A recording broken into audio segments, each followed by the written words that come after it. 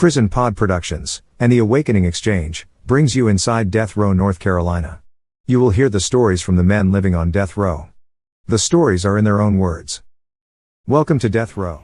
Hi, this is JJ again, coming at you from North Carolina's Death Row in Raleigh, North Carolina.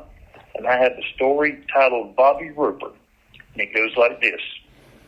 The school I attended for 9 years went through several changes before and after I got there. It started out as Round Hill Academy, then Alexander School.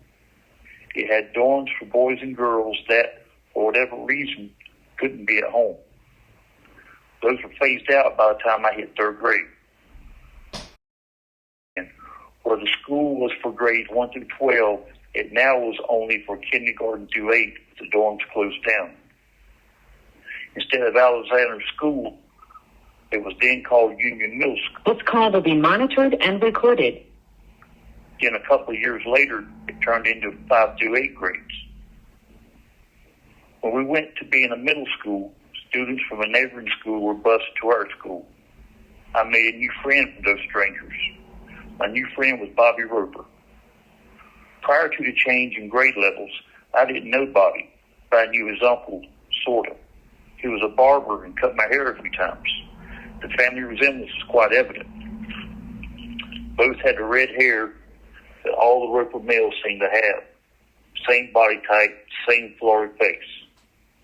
I became friendly with Bobby's mom and dad. The friendship with his mom, Betty, lasted until her recent passing. Me and Bobby were in the same grade, 6th grade. I'd failed 6th grade before, and Bobby had failed a grade at his previous school. We had a few classes together and ate lunch at the same table. I can distinctly recall Bobby's disgust with lunch one day, lamenting the fact that we had to eat that slop while guys in prison ate steak. I have since disabused him of that notion. Steak is not something we have here. One class we shared was math. We were in the first row. I was third, and Bobby was fourth, right behind me. Mr. Terry was our math teacher. A good man was Mr. Terry. He always gave the class about 10 minutes of free time before he came in to get things started. During that free time, I watched two guys play chess, often enough that I learned the game and have played with varying success over the years. There was one guy that played every time. He showed us moves, but more importantly, he allowed anyone that asked to copy his math homework, or maybe I should say he didn't prohibit us from copying his homework. I admit to having done so, so had Bobby. One particular day, Mr. Terry had given us a math test. I noticed Bobby was craning his neck to look at my answers. He was welcome to do so, but he should have asked. Since he didn't, I did something that you can only do to a close friend. I wrote down wrong answers in pencil, then put my head down like I was finished. Bobby wasted no time in copying my answers, soon turned his test in. I waited till he sat back down, then erased all the answers, then wrote the right ones in. In a flash, Bobby realized he'd been had. I laughed as his face took on a shade of red that didn't look none too healthy.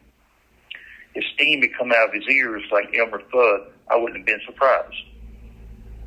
He whispered something to me, or rather he hissed something to me. I didn't catch the words, but got the gist of it. He'd get even with me. Sometime later, whether weeks or months, I don't recall, we were again in Mr. Terry's math class.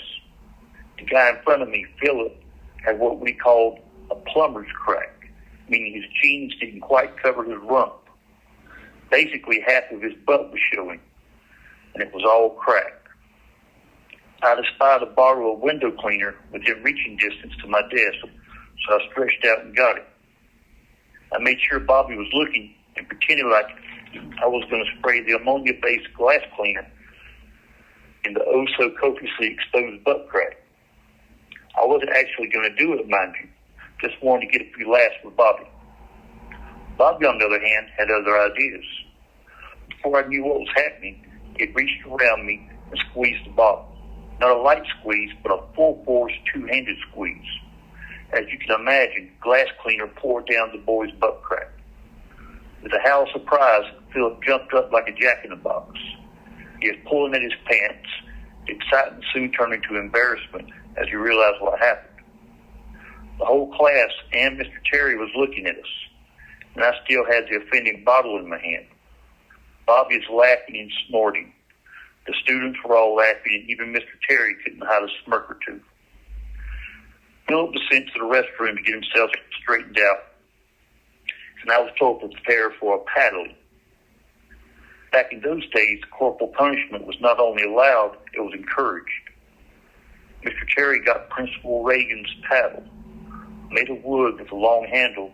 It was oblong, solid, and had a few holes cut in it in the business end to slice the air that much better. Bobby, to his credit, admitted to squeezing the bottle. That didn't help me any, but it was only right and proper that he own up to it. Now he too would be paddled. I was not displeased. Walking down the hall with Mr. Terry, all I could think about was how bad my backside was going to sting when Mr. Terry got his licks in. I'd been paddled a couple times and didn't want to experience it again. I thought to myself that if I cried, Mr. Terry would give me a break. All that did was make Bobby laugh even harder. I don't recall how many licks we got. I'd gotten 2 licks from Miss Buckner for chewing gum in her English class, so I guess we got 4 or 5 each. Mr. Terry took us to the end of the hall, to the fallout shelter, and had us bend over, and that paddle did its work.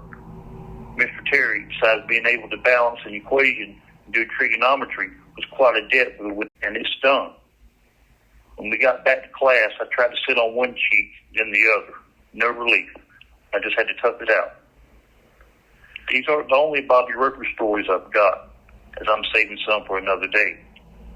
I'm still friends with Bobby. I call him now and then. He told me I was the best friend he ever had. Tears came to my eyes at that revelation.